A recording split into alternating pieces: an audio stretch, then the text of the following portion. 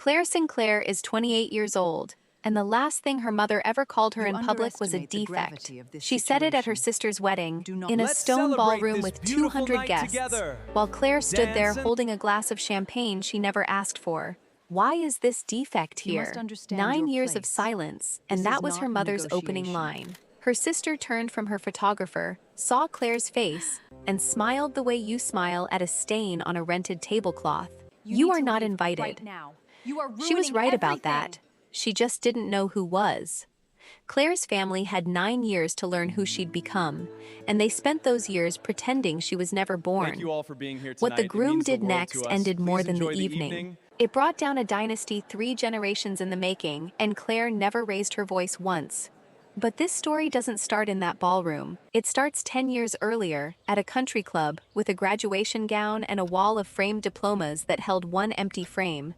3 weeks before the wedding, a cream envelope arrived at the house Claire shared with her husband, thick as a dinner menu, addressed to Dr. Daniel Sinclair and Mrs. Claire Sinclair, in calligraphy that cost more than her first month's rent at 19. Daniel's invitations usually mean hospital galas. Claire opened it with a butter knife, still thinking about payroll. Then she read the names. The Faulkner family requests the honor of your presence at the marriage of their son, Dr. Eric Faulkner, to Margot Calloway. Margot Calloway, her sister. Claire stood in her own kitchen and read the name 4 times, as if the letters might rearrange themselves into a stranger. The tile was cold under her feet.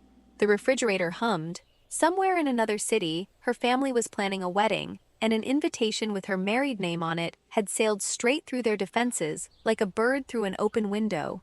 Daniel came in, read it over her shoulder, and set his coffee down very carefully. "You don't have to go." "I know," she said. "That's not the same as not wanting to." He didn't argue. He's a trauma surgeon. He knows the difference between a wound that needs stitches and one that needs air. They made rules together at the kitchen table like it was a board meeting. They would attend the ceremony, sit in the back, congratulate the groom, and leave before the family noticed the temperature drop. Claire even chose a navy dress, quiet as wallpaper. She thought she was walking in as a stranger with good manners. She was wrong about that in every direction, and the first crack showed up before she'd finished her first glass of sparkling water. The Aldermere estate sat on a hill of trimmed vines, stone arches, chandeliers the size of bathtubs, valets in gray vests, a string quartet warming up under a pergola. Her family always did know how to set a stage. Daniel got pulled into a circle of St. Augustine's physicians near the bar, which suited Claire fine. She drifted toward the terrace with her wallpaper dress and a champagne flute a passing waiter had pressed on her, counting the minutes until the ceremony. That's when she heard her mother's voice for the first time in 9 years. It came from the other side of a stone column, bright and lacquered, her hostess voice. 2 families of physicians. Can you imagine the grandchildren? She was saying, and a woman laughed, and then Claire's mother said the thing that took her breath like a door slammed on her hand. "Margot has always been remarkable. Our daughter, our only child, you understand? We poured everything into her. Our only child." Claire stood very still behind that column, the way you do when a wasp lands on your arm. She had prepared herself to be the estranged sister, the awkward footnote, the girl who left. She had not prepared to be erased. Erasure is tidier than hatred. It doesn't leave a body, just a blank space where a person used to stand. Somewhere in that crowd, her father was wearing a good suit and agreeing with everything. Claire looked down and realized the champagne in her glass was trembling, and she made her hand stop, because she had learned a long time ago that in front of these people, you never tremble. The quartet started a waltz. Behind her, coming closer through the crowd, was the voice that taught her that lesson. To explain what happened next, you have to see the hallway Claire grew up in. In her parents' house, there is a wall, and on that wall hang 11 frames. Her grandfather Arthur's medical degree, her mother's cardiology board certification, her father's anesthesiology fellowship, great-uncles, cousins, a century of Calloways and Mercers in mahogany and glass. They called it the wall, capital W, the way other families say the lake house. Sunday dinners had a liturgy. Her mother would ask each daughter what she'd achieved that week, and the answers were graded like labs. Margot, 4 years older than Claire, always had numbers ready. Class rank, test scores, science fair placements. She was the investment that performed. Claire was the other kind of child. She could splint a bird's wing and rebandage her grandmother's shin better than the visiting nurse, but she froze in academic competitions and brought home report cards that landed on the table like spoiled fruit. Her mother never screamed about it. Screaming was for families without standards. She simply adjusted Claire's portion of her attention downward, the way you'd rebalance a portfolio. Looking back, Claire doesn't think her mother was cruel by her own lights. She truly believed the family name was collateral they all borrowed against, and that love was the interest you paid on it. Here's the detail worth keeping, because it comes back at the end of this story. The summer Claire turned 14, a 12th frame appeared on the wall. At the bottom, below Margot's Honor Society certificate, it was empty. When Claire asked her mother what it was for, Eleanor Calloway smiled like a loan officer and said it was Claire's. Pending. Now, the country club, 10 years ago, the week Claire graduated high school. Her mother booked the garden room, which should have been the first warning, because the garden room was for announcements, not celebrations.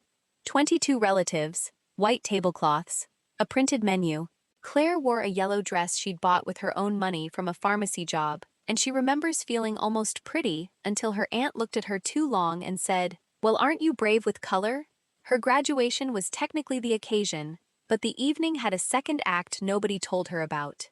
Between the salad and the entree, her mother stood, touched her glass, and announced that Margot had been accepted to medical school. Top choice, scholarship offer, the whole cathedral. The room rose like it had been rehearsed. Her father proposed a toast to the next Dr. Calloway. Someone's husband started talking residency strategy. The waiter, bless him, quietly set Claire's dessert down in front of her, while everyone faced the other end of the table. For a few minutes, she ate chocolate cake alone at her own graduation dinner and told herself this was fine. This was just how the family worked. Margot's news was genuinely bigger. Claire had her own plan, a certified nursing assistant course starting in September, then maybe nursing school on her own dime. She'd even printed the brochure. It was folded in her purse like contraband. Then her mother tapped her glass again and said the sentence Claire can still hear in any quiet room. "And of course," she said, warm as a scalpel, "we should say something about Claire." Every face turned.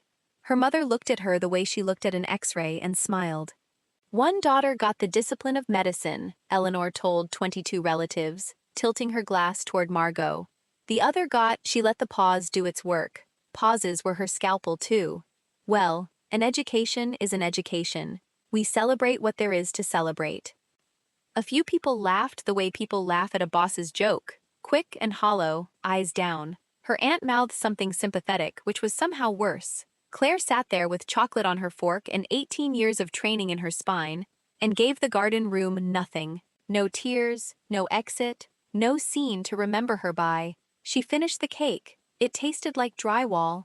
Later that night, the family photographer's proofs went up on the mantel, and in the group shot from the club steps, Claire wasn't in the frame.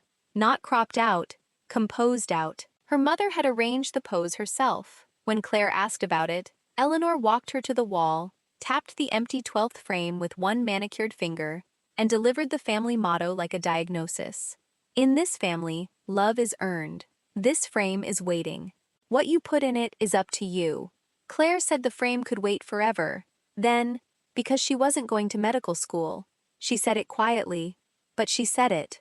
Her mother looked at her for a long moment, and something behind her eyes closed like a till. "Then it will hang empty," she said, "and everyone who visits will know why." She went to bed. Claire stood in the hallway under a century of other people's achievements until the clock chimed. Then the porch door creaked, and a voice said, "Come sit with me, honey." Her grandmother Ruth was sitting on the porch swing in her cardigan, 2 glasses of iced tea already poured, because she always knew. Ruth was Claire's mother's mother, which surprises people. It surprised Claire, too, once she was old enough to do the math on how a woman that warm produced a woman that cold. Ruth had been a nurse for 40 years, night shifts, wound care, the unglamorous end of medicine, while her husband, the great Dr. Arthur Mercer, collected the frames that started the wall. "Heard the toast, did you?" Ruth said. It wasn't a question. Claire sat down, and the swing took her weight like it had been doing since she was 6. Then Ruth did something she'd never done. She unbuckled the old steel watch from her wrist, the nurse's watch, the one with the sweep second hand she'd timed 1,000 pulses by, and buckled it onto Claire's. It was still warm. 40 years I wore that, she said. It has seen more people through the worst night of their lives than everyone at that dinner combined. And this watch never once asked anyone their class rank. Claire laughed and cried at the same time, which is the only kind of crying Ruth permitted on her porch. Claire, she said, listen to me. Nobody earns love, honey. She stopped there, patted Claire's hand, and looked out at the yard like the rest of the sentence lived somewhere in the dark. Claire would hear the rest of it eventually, not for 10 more years, and not from her mouth. 10 months after that porch swing, the watch was the only thing Claire owned that her family couldn't repossess, because 10 months later, they threw her out. The college fund came first, $85,000, built since her christening, meant for whichever school would have her. That spring, her father sat her down with a folder and explained, in his mild anesthesiologist voice, that the fund had been reallocated to Margot's medical education. An investment goes where the return is, her mother added from the doorway, not unkindly, the way you'd read a weather report. Claire wants to be fair here. She saw the storm coming and she'd prepared.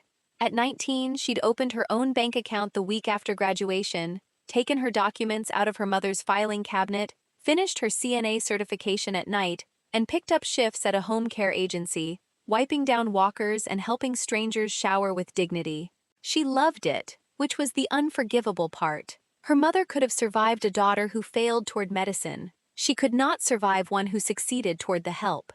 The ultimatum came on a Tuesday in April, at the bottom of the stairs, her father studying his shoes. Quit the agency, retake the entrance exams, resume the family trajectory, or leave the family home. Eleanor used those words, family trajectory, like they were a spacecraft. Claire remembers being calm. She'd rehearsed for this without admitting it. She packed in 40 minutes, clothes in 2 trash bags, her certification folder, Ruth's watch on her wrist. Nobody helped, and nobody stopped her. At the front door, her mother said, "You're choosing to be nobody."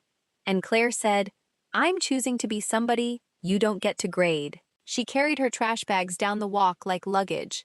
The porch light went off before she reached the sidewalk. 9 years later, her mother would stand in a stone hallway and offer that door back on one condition. But first, she had to call Claire a defect in front of 200 people. Which brings us back to the ballroom, the champagne Claire never asked for, and her mother's opening line. She said it low, the way surgeons swear, precise, contained, meant only for the sterile field. Up close, Eleanor looked expensive and tired. 9 years had silvered her hair and sharpened everything else. Margot arrived a second later in a cloud of tulle and panic, bouquet gripped like a weapon. "You are not invited," she hissed. "Whatever this is, whatever you want, you will not do this today." "Congratulations," Claire said. She meant it, mostly, which annoyed her sister more than anything else she could have engineered. Guests were beginning to angle toward them the way iron filings find a magnet, and Eleanor felt it before Claire did. She was always exquisitely tuned to an audience. Her face reorganized itself into hostess warmth. "We'll speak somewhere quieter," she announced, for the benefit of a passing couple, and gestured toward a side room as if offering a tour. The wedding coordinator materialized, sensing weather. Margot peeled away toward her photographer, with one last look that promised consequences. And Claire went along to the side room, calm as a Sunday, because here is what her family did not understand yet. She had spent 9 years learning exactly how much their theater could and could not do to her. They thought they were removing a problem before the Faulkners noticed. In fact, they were marching her across a ballroom that held her husband, her work, and one person who knew precisely who she was. And every step they made her take was a step toward the moment the whole stage came down. The side room smelled like lilies and floor wax. Her father was already there, which told her the play had been cast before the curtain. Walter Calloway, 61, a man who had spent 4 decades putting people to sleep, and 1 decade doing it to himself. For 9 years, Claire had told herself a small bedtime story about her father, that he was the gentle one, the hostage, that somewhere under the good suit he had missed her. He looked at her now, first time since the trash bags, and here is the whole of what he said. Use the kitchen door. There's a service corridor behind the kitchen. Don't make your mother repeat herself. Not how are you? Not you look well. Not even her name. Claire waited for the rest. The flicker, the folded $20 bill of affection he might slip her when Eleanor wasn't looking. Nothing came, and she finally understood something it had taken her 9 years and 1 sentence to learn. His silence had never been a hostage's silence. It was a shareholder's. He had voted with her mother at every meeting. He'd simply let her read the minutes. Something in Claire's chest that had been propped open since she was 19 quietly shut. It didn't even hurt the way she'd budgeted for. No, she said. He blinked. No, as if the word were new to him. In that house, maybe it was. I came through this family's front door once already, with everything I owned in trash bags, she said. I will never again leave anywhere through the back. Her phone buzzed against her hip. A text from Daniel, 3 rooms away, oblivious and about to be extremely relevant. Eric's asking where you went. He wants to introduce you to his mother. The groom could wait a moment, because the 9 years come first, and the 9 years started with night shifts. Claire's first client after they threw her out was a retired machinist named Mr. Calder, 84, hands like tree roots. A man who had rebuilt engines his whole life and now couldn't manage a shirt button. The agency paid her $12 an hour to be his hands. She learned to shave a face that flinched, to time medications by Ruth's watch, to listen to the same war story with fresh attention because for him it was fresh every night. Her family called this wiping strangers. Here's what it actually was. She held a man's dignity in her 2 hands for 8 hours a night, and she never once dropped it. Try that with a scalpel. She slept in a studio apartment above a laundromat and kept a spiral notebook of everything the agency did wrong. Missed handoffs, double-booked aides, families left waiting by a phone that rang out. Not out of spite, out of the same instinct that made her rebandage her grandmother's shin as a kid. When care is done badly, Claire's hands itch. She learned more about dignity from a man who couldn't button his shirt than from 3 generations of framed diplomas. And she learned something else the wall never taught anyone. The medical world her family ruled from operating rooms actually runs, at street level, on people like her. Hospitals can't discharge without them. Doctors' own mothers need them. It's a whole economy of showing up.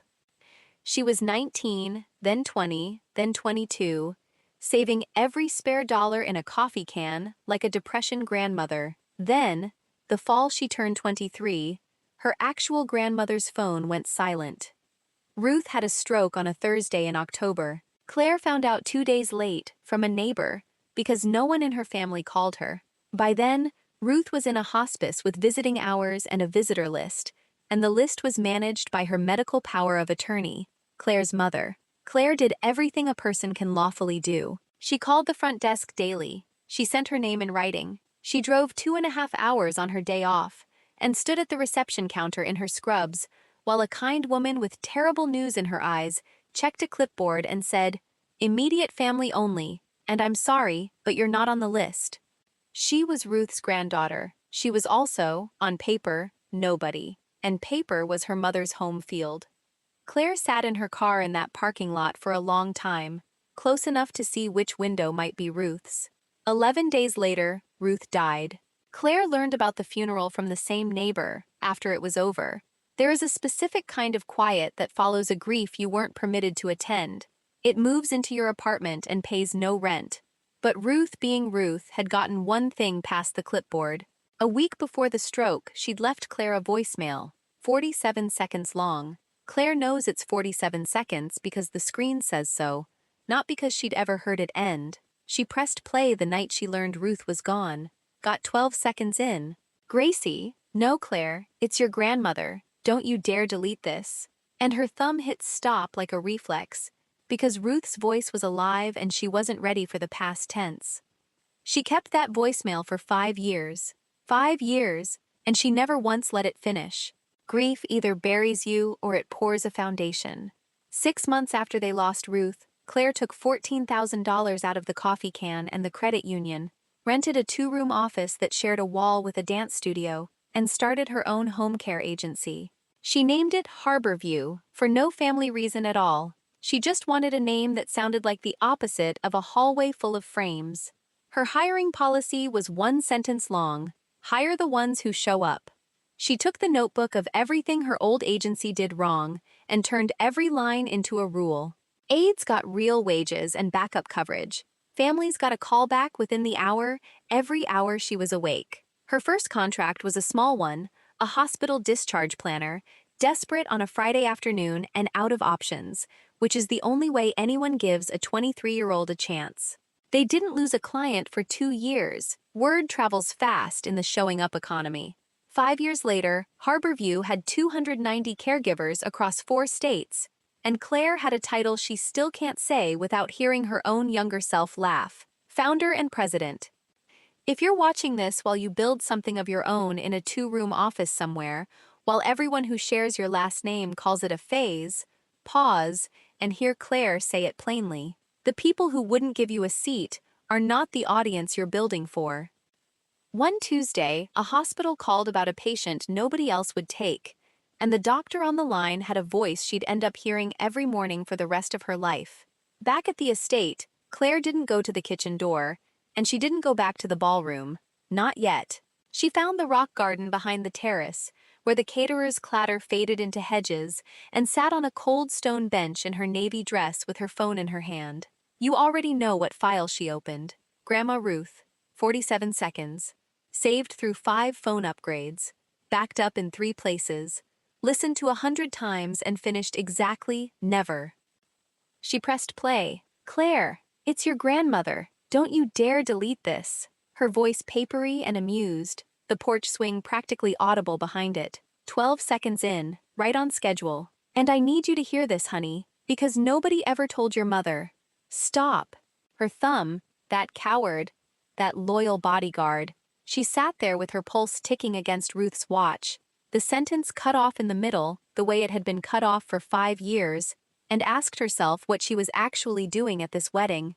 She could dodge the family, slip out after cake, keep the peace at a party she had every legal right to attend, or she could sit where her name card said she sat, in a room they'd built on her erasure, and let whatever was true be true in public.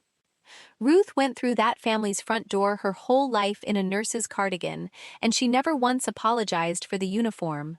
Claire put the phone away, clasped the watch tighter, then stood up, smoothed the wallpaper dress, and walked back toward the music. Now, the Tuesday phone call. 4 years ago, St. Augustine's Regional had a patient no agency would touch, a retired teacher with a spine injury, a complicated house, and a family lawyer on speed dial. The surgeon himself got on the line, which never happens, and asked if Harborview was as good as its reputation, or just newer than everyone else's. Claire said, both, and he laughed once, like a door unsticking, and said, come prove it. He was expecting a sales rep with a folder. What walked in was a founder with rolled-up sleeves who had personally done every job on the care plan. Dr. Daniel Sinclair, 32 at the time, the hospital's senior trauma surgeon, a man who wore authority the way Ruth wore her cardigan, without needing anyone to notice. They argued for 20 minutes about discharge protocols, and Claire won twice. He noticed the nurse's watch and asked whose it had been. Nobody in 8 years had asked that. Coffee from the vending machine turned into coffee from an actual cafe, which turned into 2 years of the calmest thing that had ever happened to her. He knew all of it before he proposed. The wall, the trash bags, the funeral she found out about late. He heard the whole inventory and said the sentence that closed the deal. You built a family business. The family part just came later, and it's me. They married in his mother's backyard when Claire was 26. 30 guests, a barbecue, Mr. Calder's granddaughter playing the fiddle. Claire took his name gladly. Calloway had only ever been a debt. But 2 weeks before that backyard wedding, she did one last old-fashioned thing. She mailed an invitation to her parents' house. You can probably guess what happened. You'd only be half right.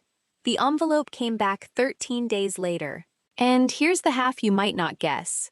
It wasn't marked return to sender. It had been opened. Someone had slid it cleanly, read the invitation, her name, Daniel's name, the date, the backyard, then resealed it in a fresh envelope, addressed in her mother's surgical handwriting, and mailed it back like a rejected insurance claim. On the back of Claire's own invitation, one line, blue ink, "Don't embarrass yourself." Claire stood at the mailbox so long the neighbor's sprinkler cycled twice. Daniel found her there, read it, and she watched a man who reduces shattered pelvises for a living go very still. "We could just be happy," he said finally. "It's excellent revenge." She laughed and married him, and she was happy. She wants that on the record. But she also kept the envelope. She put it in the cedar box with Ruth's Watch's original band, and every December after that, she still mailed her parents a Christmas card.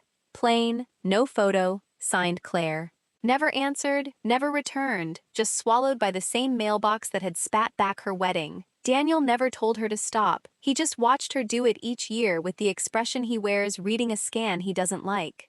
She told herself the cards were closure, a habit, a postage stamp, charity. The truth is simpler, and she can say it now. Some part of her was still standing at the bottom of the wall, holding her achievements up toward the empty frame, waiting for someone to hang one. That part of her RSVP'd yes to her sister's wedding before the rest of her had finished reading the invitation. And that part of her was about to get an answer, the final one, from 3 people at once, in front of 200 witnesses, on the most expensive stage her family ever built. One more piece, and then the dominoes are all standing. 2 years ago, St. Augustine's came to Harborview with a proposal. The hospital wanted to launch a geriatric medicine fellowship, training young doctors to actually understand aging patients, and they needed a founding sponsor. The board expected Claire to negotiate the naming rights. That's what sponsors buy.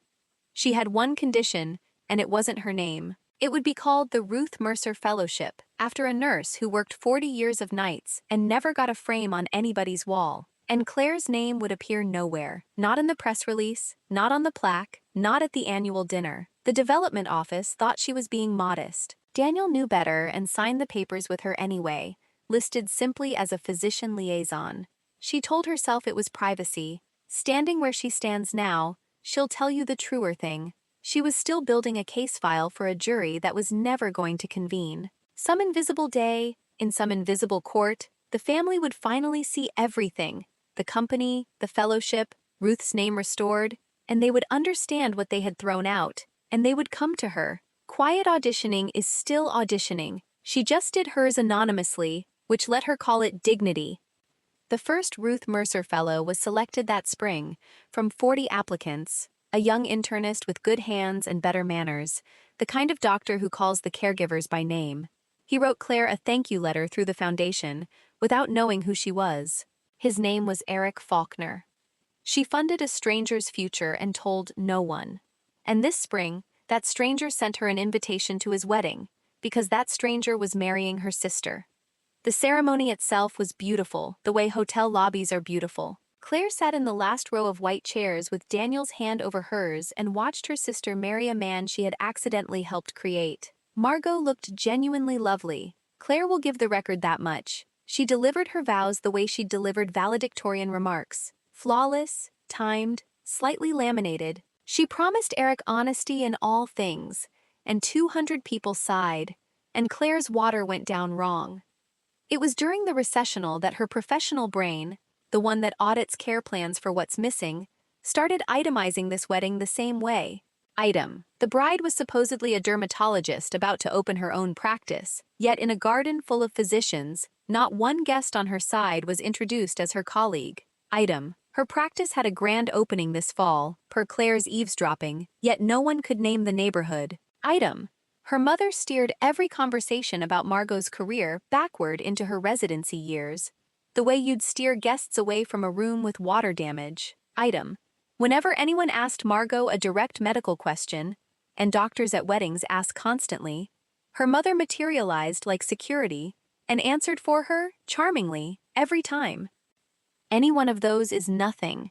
A pattern of them is a chart with pages missing, and Claire had spent 9 years learning that when this family curates a story that carefully, somebody is bleeding under the gown. She didn't know what yet. She wants that on the record too. Walking into that reception, she still knew nothing for certain. Then they found their table. Table 2, groom's side, family adjacent, engraved place cards. Dr. and Mrs. Sinclair. And across the ballroom, her mother picked up the seating chart. Claire watched her mother read it the way you'd watch someone find a lump. Her finger traveled down the calligraphy, stopped at table 2, and for half a second, Claire will treasure this half second into old age, Dr. Eleanor Calloway lost control of her own face. Table 2 was sacred geography. The grooms honored guests, close enough to the head table to share a breadbasket. You do not seat strangers there. You certainly do not seat defects. Eleanor looked from the chart to Claire, to Daniel, measuring him now. The good suit, the surgeon's posture, the St. Augustine's colleagues stopping by their table to pay respects. And Claire could see the machinery grinding behind her eyes. She didn't know who Sinclair was. That was the delicious, terrifying center of it. For 9 years, she hadn't wondered about Claire even once. And now the answer was seated at table 2 under engraved calligraphy, and she couldn't ask anyone without revealing she didn't know. Margot was faster. Brides always know their own seating chart. Claire watched her cross the parquet in her enormous dress, lean over the place cards, and go the color of the tablecloth. She looked at Claire, then toward the head table where Eric was laughing with his groomsmen, then back, and her lips shaped a silent word. Claire will let you imagine. Her mother appeared at Margot's elbow, and the two of them held a summit behind a floral arrangement, all smiles for the room, hissing like a kettle up close. They had a problem with no playbook. They could not remove Claire without explaining her. And while they conferred, a silver-haired woman in blue silk was walking toward table 2 with her hand already extended. The groom's mother. Claire Sinclair, said Dr. Susan Faulkner, chief of medicine, mother of the groom, in the tone women of consequence use for each other. Finally, Eric talks about Harborview like it's a teaching hospital. And Daniel, we've been trying to poach your husband for years, you know, gave up gracefully. Up close, she had smart eyes and a jaw you'd want on your side in a budget meeting. Claire liked her immediately, which complicated everything. They talked care transitions for a minute. Susan was one of the physicians who actually understood what happens to patients after the discharge paperwork. Then she tilted her head with genuine, innocent curiosity. So, how do you know our Margot? Claire understood what was being handed to her. One honest sentence, she's my sister. Ask her why you've never heard of me. She could have detonated the marriage, the merger, her mother's entire cathedral right there between the salad course and the band's first set, with the groom's own mother holding the plunger. 9 years of trash bags and returned envelopes leaned in to watch what she'd do. She took a breath and chose the smallest true thing in the room. We grew up in the same town, she said. Small world, said Susan Faulkner pleasantly. But she was a diagnostician at the top of her field, and Claire watched one eyebrow file something away, the pause before the answer, maybe, or the way the bride's mother across the room was watching them like an air traffic controller with 2 planes converging. Susan patted Claire's arm and moved on to charm the next table. Across the ballroom, Margot had seen the entire exchange, and Margot, unlike their mother, had no idea what Claire had or hadn't said. She got Claire alone by the coat check, fingers around her wrist like a blood pressure cuff, and walked her into the stone hallway with a bridal smile stretched over pure animal panic. The moment they cleared the doorway, the smile fell off. Whatever you told her, Margot said, you're going to walk it back now. I told her we grew up in the same town. Oh, don't do the calm thing. You've had 9 years to ambush me and you picked my wedding. Claire asked her the only question she'd actually brought to that estate. What did you tell them happened to me, Margot? What's the story? And her sister, wife of an hour, looked her in the eye and said, there is no story. You don't exist. As far as the Faulkners know, I'm an only child. It was cleaner. Claire had imagined smears, addiction, theft, a dramatic villain edit. The truth was so much more efficient. They hadn't buried her. They'd never dug the hole. She was an accounting entry that had simply been dropped from the books. You will leave before the toasts, Margot went on, control returning in beats, their mother's cadence settling over her like a coat. You'll have a migraine. Your husband seems polite. He'll drive you. But here's what Claire noticed instead of her own anger. because a decade of night shifts teaches you to read hands. Margot's were shaking, not wedding jitters shaking, hospice clipboard shaking. Her eyes kept flicking down the hallway toward the ballroom, not toward their mother, toward Eric. A woman defending one lie is annoyed.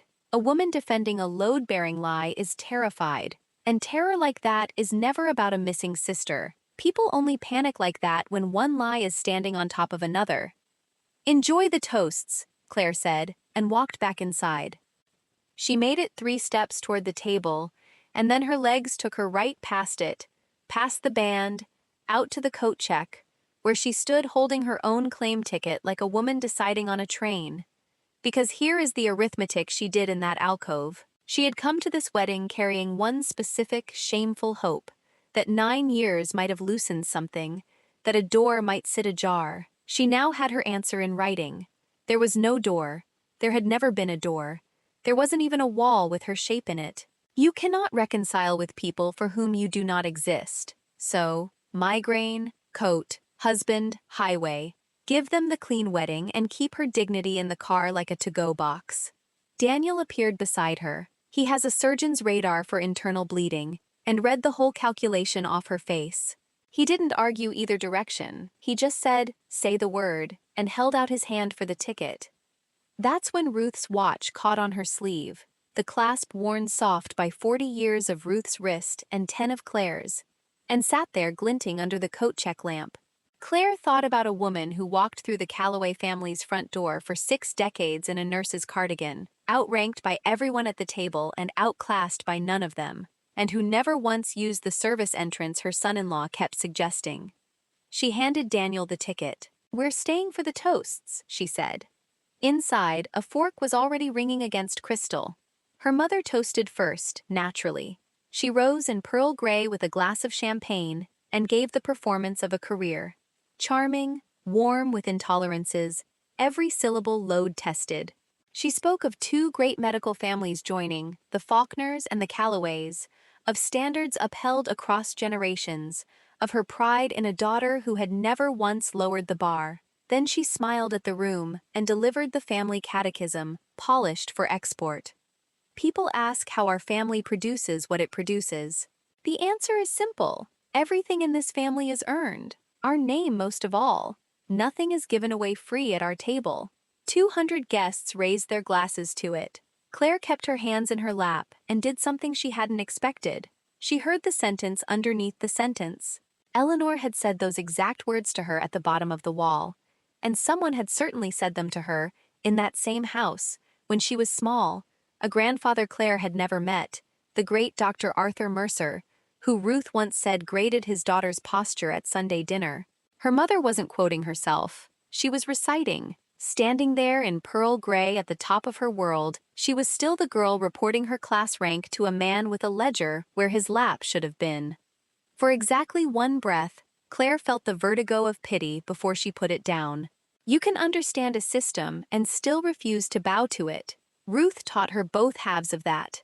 The room drank. The band played 8 bars, and then the MC said the sentence that ended the world as Claire's family had built it. And now, a few words from the groom. Eric stood up holding notes. He gave the kind of toast that reminds you some people are simply good, and that good people are the most dangerous thing you can invite to a performance. He thanked his parents. He thanked his bride, glowing at his elbow.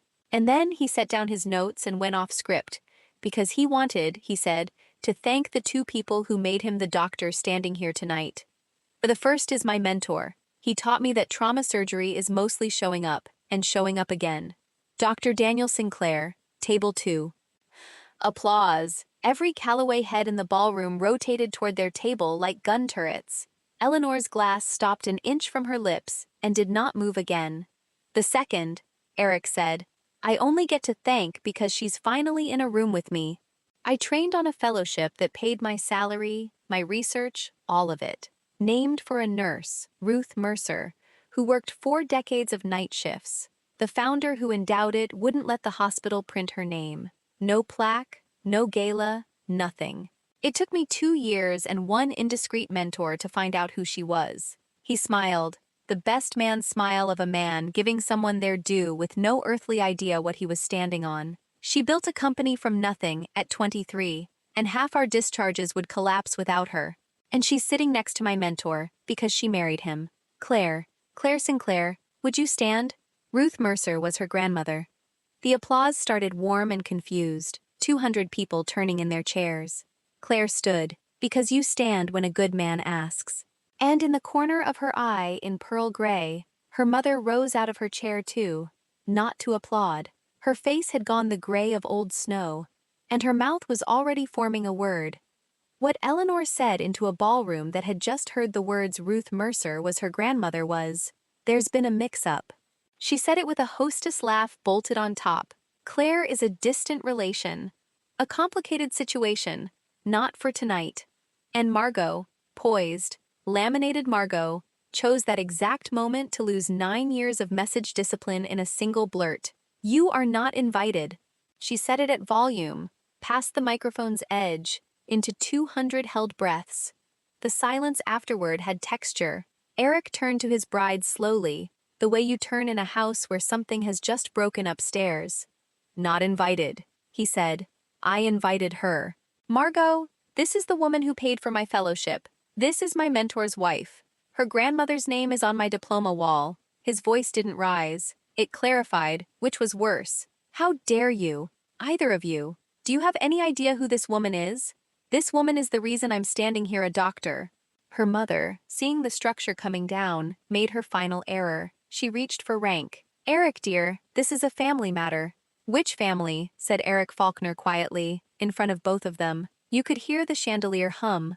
200 guests, surgeons, board members, the entire ecosystem her parents had spent 40 years performing for, looked from the bride, to her mother, to the woman at table 2 they had been told, in 100 small, curated ways all evening, did not exist. Claire hadn't said a word since congratulations. She stood there with her hand resting on Ruth's watch and let the arithmetic happen on other people's faces. It was Susan Faulkner who finished it. She rose from the head table without hurry, blue silk and 40 years of chairing difficult meetings, and looked at Margot with the stillness of a diagnosis arriving. "Margot," she said, "you told us you were an only child." Nobody answered her. That was the answer. Margot stood in her enormous dress with her bouquet hand empty, opening and closing her mouth. And Eleanor performed the last maneuver in the playbook, the pivot to intimacy. She crossed to Claire through the frozen tables, took her forearm with both hands like they did this all the time, and said, at a volume calibrated to reach exactly the first 3 rows, "Claire, darling, we'll discuss family matters privately. This is a wedding." Darling. 9 years, a returned invitation, a hospice clipboard with her name missing, and she'd graduated to darling in under a minute, because now there were witnesses worth performing for. Looking at her mother, this brilliant, exhausted woman gripping her arm like a railing, Claire felt the strangest thing rise in her. Not rage, recognition. She still believed the story could be managed. She had no idea the manuscript had left the building. Claire smiled at her mother the way you smile at someone talking loudly on a train about a stop they've already missed, and said it gently, once, loud enough for only the first 3 rows, and the microphone Eleanor had forgotten was live behind her. "You have no idea, do you?" Eleanor blinked. "About what?" "About anything after April," Claire said, and lifted her mother's hands off her arm, the way she used to lift Mr. Calder, firmly, kindly, without negotiation. She did not list her company. She did not say the word president or mention 290 employees or explain the fellowship. The résumé was the one weapon she had sworn never to reach for in front of them, because the moment she argued her worth, she was back at the bottom of the wall, holding papers up at an empty frame. Instead, she turned to Susan Faulkner. "Excuse me for a moment. This dress needs some air." And she walked toward the terrace doors with her spine perfectly straight. Her mother followed her. She caught Claire in the stone corridor between the ballroom and the terrace, where the band's waltz came through the wall like weather. And here Eleanor did the only genuinely surprising thing she'd done in 9 years. She dropped the performance. No audience, no hostess lacquer, just a 58-year-old woman in pearl gray with her back to a limestone wall, breathing like the air had gotten expensive. "All right," she said. "Here is what happens now. You come back inside. You tell the Faulkners we've always been close. Quiet, private, but close. The fellowship was a family project. We'll say your father advised. And then you come home, Claire. Thanksgiving, Christmas, Sunday dinners, all of it. The frame," her voice caught on it, actually caught. "The frame gets filled. You finally earned your place." There it was. The door, not ajar, thrown wide, with everything Claire had wanted at 19, arranged inside it like a table set for one. All she had to do was carry one lie across the threshold, and lying was the family business. They'd trained her for it her whole childhood. She'd simply refused the apprenticeship. She looked at her mother's hands while she let the offer hang. They were trembling, the fine, relentless tremor she'd hidden under crossed arms all evening. The tremor that had ended her surgical career years ago, a failure she'd outrun by becoming the family's judge instead of its performer. She saw Claire see it, and something old cracked open for exactly one sentence. "My father made me recite my class rank at that table every Sunday until I left for college," Eleanor said, flat like coordinates. "I gave you a family that keeps score because it is the only kind I was ever given, and it worked. Look at Margot." They both heard it at the same time. It worked, floating over a ballroom where Margot's marriage was currently entering cardiac arrest. Eleanor's armor came back down like a curtain. "Well," she said, "the Faulkners are waiting." Claire looked down at Ruth's watch, 47 seconds of unfinished sentence sitting in her clutch beside it, and smiled. She walked back into that ballroom ahead of her mother, and she knows exactly what Eleanor believed her posture meant, because she straightened her own and followed Claire in like a producer trailing her star. The room had not moved on. Rooms don't, when the bride's family is on fire. They just eat cake quieter? Susan Faulkner stood near the head table with Eric, and when Claire approached, the last conversations died out politely, and Susan asked her the question straight, physician to physician, in front of both families and God and the wedding videographer. "Claire, before anything else is said tonight, is it true? Were you part of this family?" Her mother arrived at Claire's shoulder. She could feel the script Eleanor had handed her radiating off her. Always close, quiet, private, a family project. One sentence, and the door stood open behind her with the holidays inside. And she heard Ruth on the porch swing, clear as the night she said it. "Nobody earns love, honey." Claire finally understood the assignment of her whole adult life. Not to win the argument, to leave the courtroom. "Here is everything I'll say at a wedding," she said to Susan, but really to all 200 of them. "I was born a Calloway. When I was 19, I was told that in that family, love is earned, and I stopped earning. I haven't spoken to them in 9 years." She turned. "Eric, you married someone tonight. I hope you'll ask her gently for the rest. It isn't mine to tell." That last line cost Claire more than anything else in this story, because she had the rest. She'd read Margot's shaking hands in the hallway. One sentence of speculation from her, and her sister's whole laminated life would have been opened on the table like a chart. Every night shift year of her wanted it. She left it. It was Margot's to drop. And mercy, it turns out, is the only revenge that leaves your own hands clean. Then she turned to her mother, whose face was doing something geological, and gave her the answer to the offer. "No," she said. "The frame stays empty. I built my own wall." She took Daniel's arm, nodded to Eric, thanked Susan Faulkner for a beautiful ceremony, and walked out of her sister's wedding through the front doors, at the exact center of the aisle, at the speed of a woman with nowhere left she needed to be admitted. Behind them, just before the doors closed, she heard a single champagne glass hit the parquet. They didn't drive off dramatically. The valet line was 7 cars deep, and dynasties fall on a schedule of their own. So they walked out past the lit fountain to the far end of the terrace and stood in the cold spring dark with the party glowing gold behind the glass, and Claire's hands started shaking. The honest kind. The kind you've earned. Daniel put his jacket over her shoulders and asked nothing. She took out her phone. "You know the file, Grandma Ruth." 47 seconds. She pressed play, and for the first time in 5 years, when Ruth's voice reached the 12th second, her thumb stayed down at her side, where it belonged. And I need you to hear this, honey, because nobody ever told your mother, so she never learned how to say it to you. And somebody in this family has to go first. A breath on the line, the porch swing creaking somewhere under it. Nobody earns love, honey.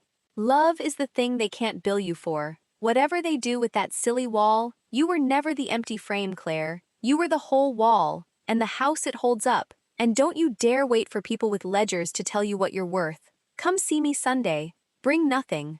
Click. 47 seconds. 5 years to walk 12 of them.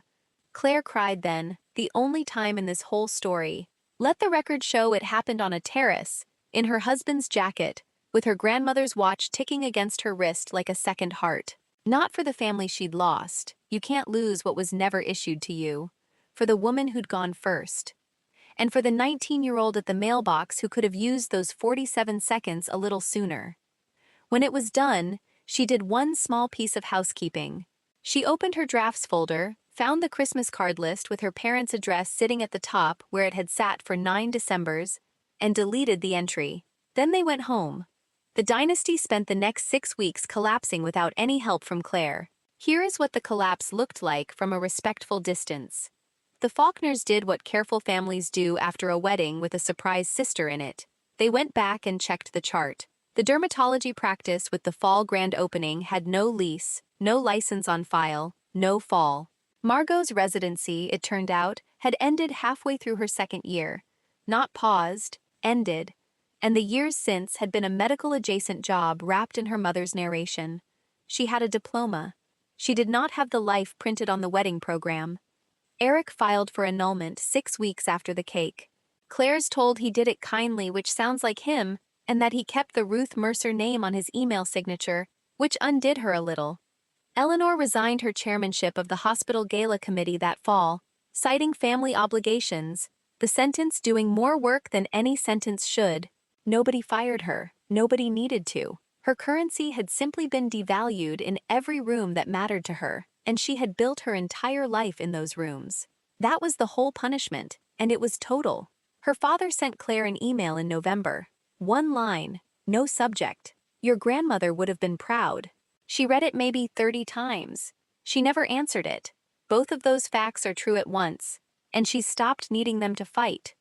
And the wall still hangs, 11 frames and 1 empty, in a hallway 2.5 hours from Claire's kitchen. Nobody took it down. Systems like that don't come down. They just lose jurisdiction, one escaped person at a time. It no longer reaches her. That's not the same as gone. She's made her peace with the difference. 6 months later, on an ordinary Sunday, Claire looked down her own dinner table and took inventory, the way Ruth used to count pulses.